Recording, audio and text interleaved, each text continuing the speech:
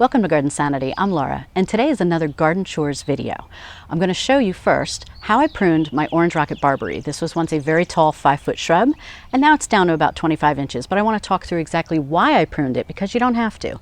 And we'll talk about how to prune it, how it looks now. Next, I'm going to talk about my Pinky Winky Hydrangeas, which are right behind me. I recently pruned those, and I do have a whole separate video on that I'll link to above, and I will link to at the end of this video. But I want to talk to you about the difference in size from when you prune it to what you can expect in a fully mature Pinky Winky shrub during the summer season. Next, I'm going to move a little bit off camera over this way, because I've got Petite Henri and Petite Lychnis. And they are gorgeous flowers, but they really sprout up tall. And last year we had a lot of rain and it flopped over and kind of disappointed me a little bit. So I've got some plant supports that I'm going to try to hopefully help it stay upright and hope we don't get any heavy rains this season. I'm going to also talk to you about our Crepe Myrtle tree, the Muskogee crepe myrtle behind me. We don't prune that at all, and I want to explain to you why we don't. A lot of people prune their crepe myrtles. I want to say that's fine, but a lot of people do it the wrong way. So I'm going to talk to you about do's and don'ts and why we don't. And then I'm going to show you the beautiful blue carpet of Ajuga Chocolate Chip. It's a spreading ground cover, but it spreads nicely. It hasn't been too aggressive for me so far. In fact, I'm going to plant more. And then finally, I'm going to show you the Little Lime Hydrangeas that I haven't had a chance to prune yet. We've had so much rain on and off. I got stuck in another area of the garden. I haven't pruned the little limes yet, but it's okay. There's still time to prune them. And with all the little leaves on them now, it makes it even easier to see where to make your cuts. So let's get started. So those of you that know my channel have seen in past years the Orange Rocket Barberry, even as earlier as a few videos ago, has been very tall. It was about 5 feet tall when I measured it, and just before I pruned it. And then it was about maybe 3 feet wide. And you don't have to prune Orange Rocket Barberry. I will say that right off the bat. In fact, most barberries you don't have to prune. But I felt like it was getting a little too tall, a little too lanky, and it was just, I don't know, I wanted to rein it in, almost give it a refresh, start it over again. And I'm really happy now that I see the results. I've got more room in the garden and I like it that way. So the first thing you're going to want to do is use rose pruning gloves. These have super sharp thorns. I actually think these thorns are sharper than rose thorns. These things are daggers, and one actually still got through my rose pruning glove in a place that didn't have as much padding. Was not good. So make sure you use rose pruning gloves, because it'll also protect you up your arms so you won't get caught on the shrub. Also, make sure that you wear an old t-shirt or a t-shirt that's a little bit more form-fitting so you don't get caught on the thorns as well. You don't want to ruin any nice clothing. So we planted 2 Orange Rocket Barberries here in this center bed about 8 or 10 years ago. And they started out as nice small plants, as they do, but the mature height is usually 4 to 5 feet tall and about 2 to 3 feet wide. So like I said, I measured these ahead of time, and they were about 5 feet tall and maybe about 2.5 feet wide. So in the past 8 years, I did clip them here or there when I wanted to just kind of tidy them up a little bit, or if I saw a dead branch. But what makes this so easy to prune, if you do want to prune it, is you can cut anywhere on the stems. In fact, I'll show you here. You see how there's little leaves, and those are actually little tiny flowers. The things that look like little balls, little berries, those are actually little tiny flowers. You can cut anywhere on the stems because those little leaves are all up and down the shrub all the way to the base. So you can't make a mistake on this. You literally just take your pruners and cut anywhere on the stems you feel like. So this was pretty easy to prune, other than being careful that you don't stick yourself. So I didn't have in my head how low I wanted to prune it. I just pruned it down to what I thought looked like a good height with healthy growth. Healthy growth is more than just healthy growth. It's super healthy growth. But you can see I just cut it so that you still have growth all the way down. It's reined in a little bit. I took out, there were some dead stems, especially around the base. I took those out. I'm happy to say there were maybe 1 or 2 seedlings, but not many. A lot of people get worried that the Orange Rocket Barberry can be invasive, can spread, but I've only seen a few seedlings. In fact, I have more weeds than I do seedlings of Orange Rocket Barberry. I've had 1 or 2 over the years. So this is now a more manageable height. It's just 2 feet wide, and like I said, it's about 25 inches tall, so about 2 feet tall. And what I like about it is you can see I have room to walk now here. I have room around here. I have room behind it if I want to plant something. So what I think I'm going to do is I'm going to at least leave it about 2 feet wide because I do like having more room. So now it's an absolutely beautiful size. Here you can see some nice close-up. And let me show you too, this beautiful, I'm going to gingerly pull this, but you see how there's still some green on the inside. It's just so pretty. This is in the springtime when it really gets beautiful orange-red color, and that is why it's called Orange Rocket, also because it grows more vertical than horizontal. But you can see there's still enough of the branches that will spread out a little bit. So here is what the Orange Rocket Barberry that I was just standing looks like. And then I want to just pan over so you can see the other one. So we've got sea green juniper here. We have remnants of the tete-a-tete daffodils, but also mixed in. This is the Petite Henri and Petite Jenny Lychnis that I'm going to get to in a minute. You have all the beautiful leucojum summer snowflakes. You've got the Father Gilla starting to bloom. You've got a neighbor's dog barking like crazy. And this is the other Orange Rocket Barberry. So this one has a little less of the vibrant color so far because it gets a little bit different amount of sun. And that's one thing you always have to pay attention to when you do any symmetrical planting. Unless they're going to get exactly the same amount of sun and the same amount of soil and same amount of everything, they're not necessarily going to have the same color all the time or the same growth all the time. So these two stay relatively similar in color, but I did want to show you how the one over there on the right seems to have a lot more of a vibrant color when the sun hits it. But spring is their time to shine. And also, nobody talks about this really. They talk about the beautiful spring color and how it keeps its color in the summer. But the fall, oh my goodness, the fall color, I'll put up a little video right now, just glows against all the other fall foliage in here. Isn't it pretty?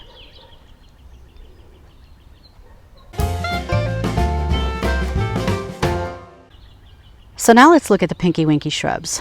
I pruned these last weekend. There's 4 of them.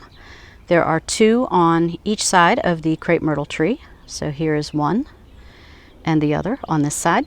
Now at the highest point of these shrubs, they are about 39 inches tall. I just measured them. So what I want to show you are some previous cuts that were made, just to give you a sense of how these shrubs grow. This is a cut that was made 2 years ago, okay? And you can see you've got strong stems that grew out of that year, and that was 2 years ago. And then these strong stems resulted in these cuts last year. I wanted to keep these strong stems, but I wanted to cut them. And you see I made 2 cuts there. And then these stems were what grew this past year, and you can see how thick they are already. So it's these stems, these strong stems, that you want to keep. And I just trimmed those back this year, and what's going to happen again is you will have buds come out from these stems where I made the cut. I made sure to make the cut just above where some buds are going to be budding out, pun intended. And that's how you do it, and that's how easy it is to do. The whole goal of panicle hydrangeas is you want to keep strong stems. And if you look at this shrub, all you see are rather thick stems. You don't see spindly stems. In fact, this one is probably the thinnest one that you see here. Now I have a whole video on Pinky Winky Hydrangeas, and I'll link to that at the end so you can see exactly how I do it. So like I said, these are 39 inches on average. Now I did not measure them as of yet in the summertime. I think I need to do that this summer, but last summer, oh my goodness, they definitely look like they reached their full size. And their mature height is 6 to 9 feet tall. So keep that in mind. Site it where it's going to get a lot of sun. A little bit of afternoon shade isn't a bad idea. So this is how the 4 Pinky Winkies look right now, just pruned. And I really think spring doesn't start in this bed, even though I've got hellebores and daffodils, and now these are the later blooming daffodils. I just feel like spring doesn't really start until I prune the Pinky Winkies in this bed, because then it just opens up. You can see all these beautiful colors. I mean, you see, oh my goodness, you see the blue over there of the chocolate chip Ajuga, and the barberries popping, and the Father Gilla back there, and these Poetica actea daffodils, And by the way, this is not a dandelion. That is a little Leo leopard's bane. And my husband always thinks that the neighbors probably think it's dandelions, but nope, those are a spring blooming flower, little Leo leopard's bane, really pretty. Just adds to the color.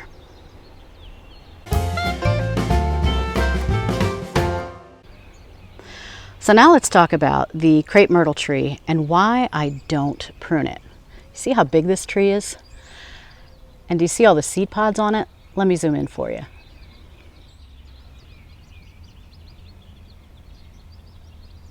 So when we planted this bed in 2014, this was only a 6-foot tall tree. It was very small. And the only thing we've done over the years is to limb it up. And you can see that here. You see this? This is where we made some cuts to open the tree up some more. Did one here as well, just to let in more light, because it was getting, the branches were jutting out too much. It was getting a little bit too shady here, and it was a little hard for me to maneuver, quite frankly. So the easiest thing for us was to limb it up, and that's all we've done to this tree. Look how beautiful the bark is. That's one of the appeals of crepe myrtles. Another pun intended, because it has peeling bark. And it usually peels in the fall, and the winter you have this beautiful color, beautiful pattern, almost looks like camouflage. And then it just repeats itself as the seasons go on. So you really don't need to prune your crepe myrtle tree. And what you can always think about is trees in the wild. Do trees in the wild get pruned? They don't, other than maybe a deer nibbling on it or a bear scratching along a tree or something like that. But there's nobody going in with a saw or pruners and pruning trees in the wild. So that's one thing. But one of the main reasons you don't need to prune your crepe myrtle is because the seed pods that I showed you up at the top, those are going to fall off on their own. And whether they fall off already or they're not going to fall off till late in the season when there's already flowers, that's the point, is the tree is going to flower whether the seed pods are on it or not. So you don't need to, must remove seed pods in order for it to bloom. Now, yes, pruning strategically does encourage bloom, but so does not pruning. I mean, when I don't prune, I get just as many flowers as if I did prune. Some years I get a ton of flowers, other years not so much. And I really think it's more dependent on Mother Nature. What kind of summer we've had, heat, drought, humidity, rain, all that stuff comes into play. So that all is more important than lopping everything off. Now, there is something called crepe myrtle. You may have seen it. It's when somebody takes a tree like this and right at the point where all the branches start separating, they just cut it off, almost horizontal. I call it a coat rack, but many people call it crepe myrtle because that's actually what you're doing to the tree. It's not going to kill the tree. However, it will never grow to its full potential. Each year you will get flowers and you'll get some stems. They're always going to be weak and you're just cutting them off again at the end of the season. If you get a good rainstorm, tropical storm, hurricane, things like that, what's going to happen is the top of the tree is just going to come off. I mean, it's just going to be demolished. I don't know a more scientific way to explain it because I'm not a scientist, but you want strong, healthy limbs going all the way up your tree, and that's what I've got. This tree and the base of your tree, even if you do crepe myrtle, is probably going to be nice and solid, but it ends up looking like a coat rack. It's not necessary. So trim strategically. If you see a limb that's dead, take it off. If you want to limb it up like we did, do that. If you see two crossing branches that look like they're rubbing together to the point where it might cause some infection to be able to get inside those where it's rubbing, because it's rubbed the bark off, which it protects it, take those off. That's all you need to do. That's all I do. In fact, after we limbed this up 2 years ago, we haven't touched it. I fertilize it in the springtime with hollytone, and that's all I do. So that's why I don't prune my crepe myrtle. You don't have to. If you want to, please do it strategically and don't commit crepe murder. It's not a good thing. Nobody needs to have a coat rack in their garden. As I'm filming, look who comes for a visit. This is one of the mourning doves that I have. I say I have because they live here in the garden. Now, I don't know which one's the male and which one's the female, but I call the female, oh, there she goes. I call her Myrtle.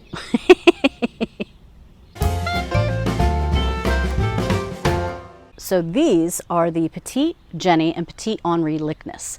Now I planted 3 Petite Jenny in the front, and these have beautiful pink flowers, and then in the back are 3 Petit Henri.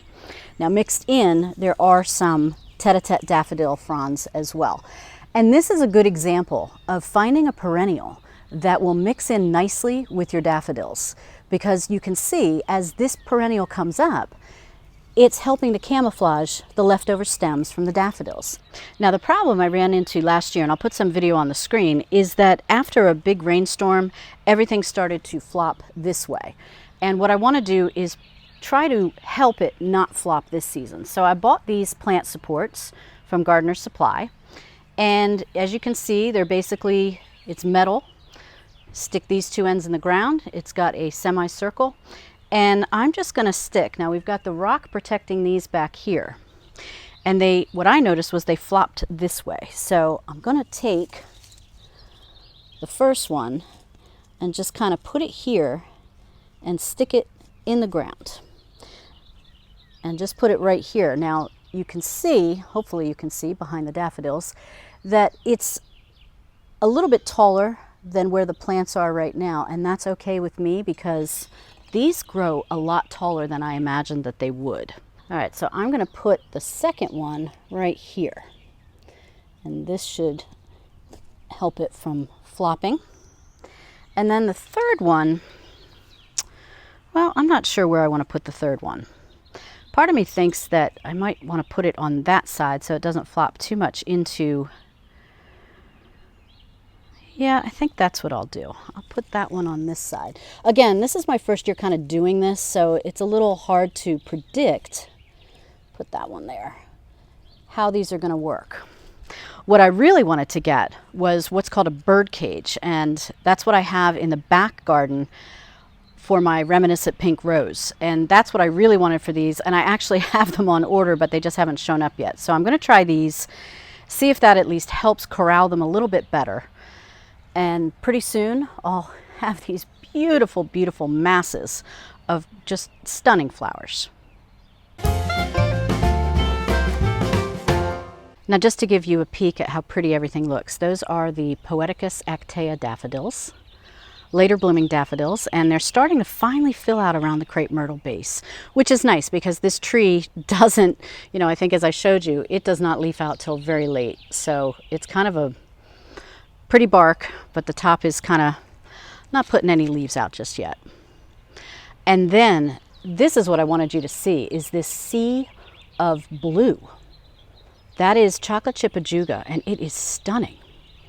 Now, if you've watched previous videos, you know that why I planted it is because rabbits hate it. And I planted it purposely behind the fothergilla because rabbits were eating the fothergilla and pruning it for me, which I didn't want. So now you have this beautiful sea of blue that is just stunning. Isn't that pretty? Now these are 5 plants that I planted, and they're not really, you know, they filled into each other, but they haven't spread beyond where I planted them. You know, they filled in more than, I think, more than spread. So what I'm planning on doing is I think I'm going to extend the sea of blue. Let's step back here so I don't run into anything. But do you see how it's going all through the bed? Well, now that I made more room with the Orange Rocket Barberry being cut back, I think what I'd like to do is put a few more in because it is really pretty. Maybe I'd even go up front a little bit too. I'm not sure. You know, it's so beautiful, I don't want to overdo it, but boy, is that pretty. So I just wanted you to see that. And of course, the fothergilla is just starting to get its really pretty bottle brush flowers. I can never, ever say that. Bottle brush flowers. Pretty. And I still have a lot of gardening to do. I've got to prune back this grass, I got to prune this boxwood, and I have to prune the Little Lime Hydrangeas, which haven't been done yet. And in fact, going up the bed here. Here are the Little Lime Hydrangeas, and you can see they have a ton of leaves on them. I got to get on the stick, but I haven't because I've just been busy pruning other things, and I've been weeding in the backyard. I mean, with the rain, it's just been crazy. But no worries, because with all these leaves, it makes it a lot easier where you want to make your cut. You see all these leaves? I could cut just this part off and leave it growing here if I wanted it to be this high. Or I could go down to this next set of leaves right there. I mean, that's what's so nice about seeing all the leaves. The other thing that's nice is you can see if there's any dead branches. For example, if you look at this really old looking branch coming up, you see it does have down here, it has some green on it. But you go up the branch and right here, let's see if I can get this for you. Right here, this part, see that? That's all dead. So that can come off. But I might not have seen that before all the leaves came out. So there is a benefit of waiting. That's not always a bad thing. Here's one here as well. It's kind of twisted. Wow, really twisted. There we go.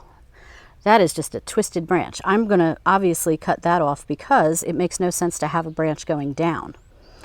But behind it, you've got another dead branch. See that right there? So that can come off. Again, I have a whole video on how to prune your Little Lime Hydrangeas, and I'll put that at the end of this video on the screen for you so you can watch that next. But I do them the same way every year, and I'll prune them down a little bit and be good to go for the season. But I just wanted you to know that if you start seeing leaves and you think, oh my God, am I too late? You're not too late. These hydrangeas bloom in the midsummer, and they bloom on new wood. So you're not cutting off any potential flowers by pruning them once they're already getting leaves like these are. So that's good. You'll be good to go, as will I when I get to these. But it's going to rain later today and tomorrow. And so I'm not sure when the next sunny day is, but the next sunny day, that's when I'm pruning these. So I've been up to a lot of pruning, a lot of cleaning, a lot of tidying up. And again, like I said, I'm working in between a lot of rain that we've had this spring, too much for my taste, and a lot of sunny days too, which I love. So watch these two videos next. This is on how to prune your Little Lime Hydrangeas, and this one is on your Pinky Winky Hydrangeas. I also have a video that I'll link to below on what to do with your newer planted panicle hydrangeas. Say you just planted a Firelight Tidbit, or you planted a Little Lime Punch, and you just planted it last season. What do you do when they're still so small? I have a video for that too, so check that out below. And until next time, happy gardening.